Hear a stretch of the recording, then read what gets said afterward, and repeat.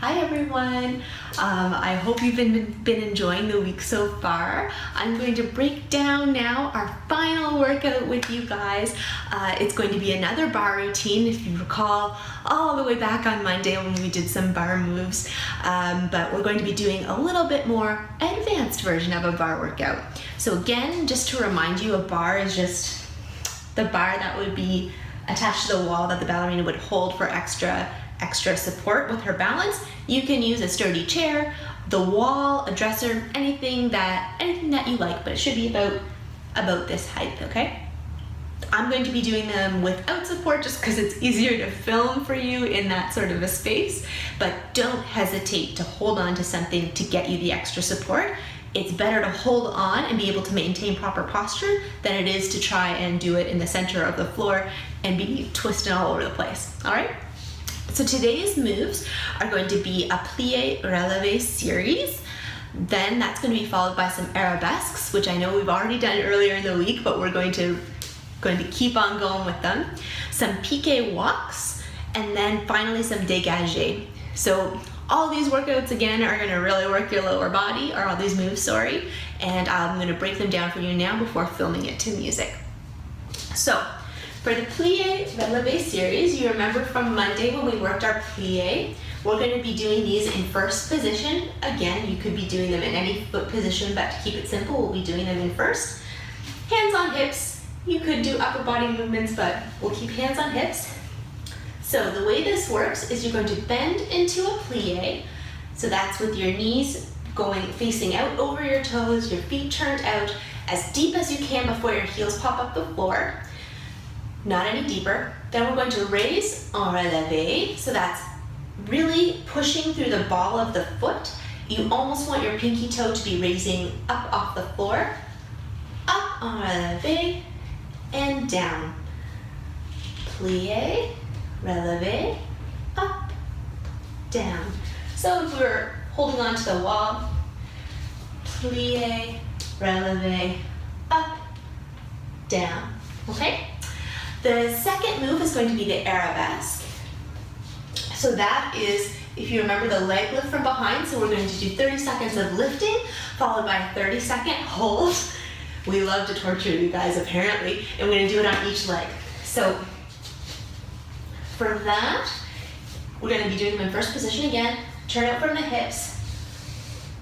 Bring the foot out, up off the floor. Don't be afraid to bend forward a little bit. That's perfectly fine. Not this far, but a little bit of a bend is okay. Your supporting leg is as straight as possible. A little bit of a micro bend is okay in the knee, keeps protecting that joint. But what you want to be careful you are doing is not opening up the hips like this. You really want to maintain the hips facing forward as high as you can, okay? Before back down. Don't worry about kicking way up and getting lots of height. That's not going to get you any better of a workout than lifting to where it's comfortable for you and holding. So this is really working the booty. Your booty's gonna be on fire. So we will be doing 30 seconds of lifting, and your muscles are just as engaged on the lower as they are on the lift. You're not just letting it drop, you're bringing it back down, followed by 30-second hold. Okay, if you want, add the arms, perfect. The next move is a piqué walk.